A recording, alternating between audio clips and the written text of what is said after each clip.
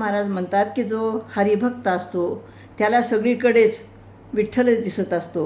आणि म्हणून काय म्हणतात बघा, तरी सदा निर्भर दास, चिंता असे विरहित, अवघाच एक ठाव, सकळ भाव विठ्ठली, निरविले तेव्हा त्यास, झाला वास त्या माझी, तुका मने रूप घ्यावे, नाही ठावे गुणदोष.